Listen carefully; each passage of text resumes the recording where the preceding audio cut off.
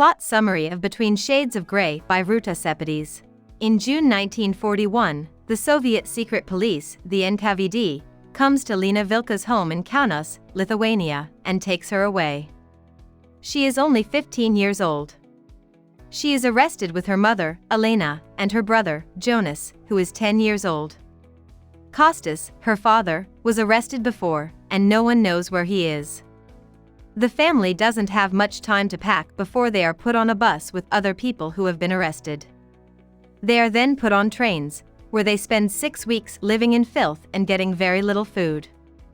There are school teachers, librarians, people who collect stamps, and even a new mother and her baby. Lena meets Andreas, a boy her age, on the train. At first, their relationship is rocky, but as time goes on, they start to like each other. Lena and Jonas find Kostas in another train car. He tells them to keep going even though they are having trouble. They are then split up, and Lena, Jonas, and Elena, along with the rest of their train car, end up in Siberia, where the NKVD tries to sell them to local villagers as slaves. They aren't bought though. Instead, they are taken to a communist collective labor camp where they are forced to do hard work while eating only 300 grams of bread a day.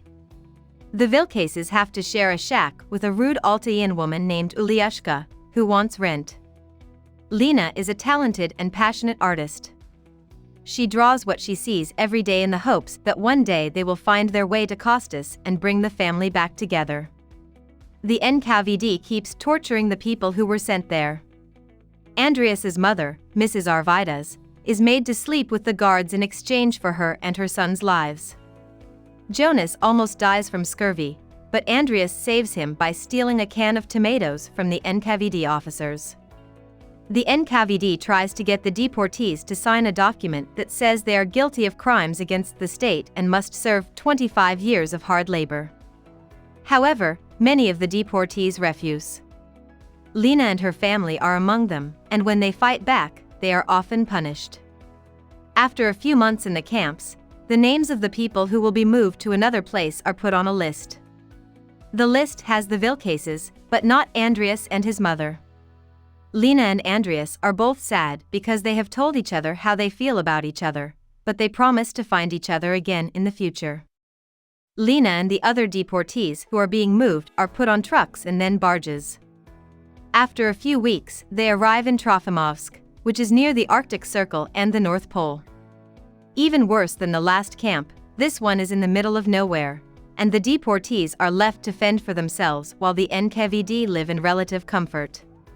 180 days of darkness happen during the polar night, and snowstorms start in September. People die because of how bad things are.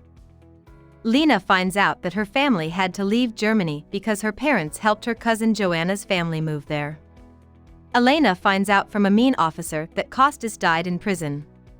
Soon after, Elena gets sick and dies. Lena and Jonas are left to take care of themselves. Jonas and some other kids are getting sick with scurvy again.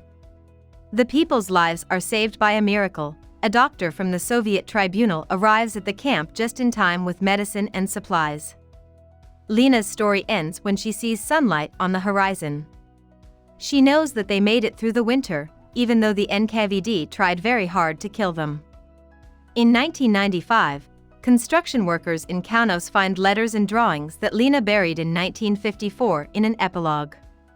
She got married to Andreas, and she buried the papers so that people would find out about the Baltic genocide, which the Soviet Union had kept secret for a long time. She hopes that telling her story will help make sure that something like this will never happen again. About the author. Ruta Sepetys was raised in Michigan and attended Hillsdale College, where she initially planned to study opera, but instead graduated with a degree in international finance. In 1994, Sepetys started her own entertainment management company, Sepetys Entertainment Group, Inc., which has represented Grammy Award-winning artists. Sepetys' father is a Lithuanian immigrant, and her heritage inspired her first novel, Between Shades of Grey.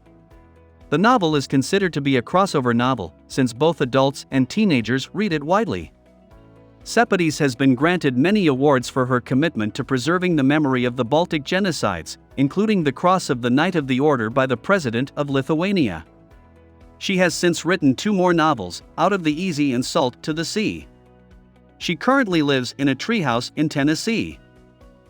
Hope we summarized it fully and you liked it. Please hit the like button and subscribe to our channel so that we are motivated to create more videos.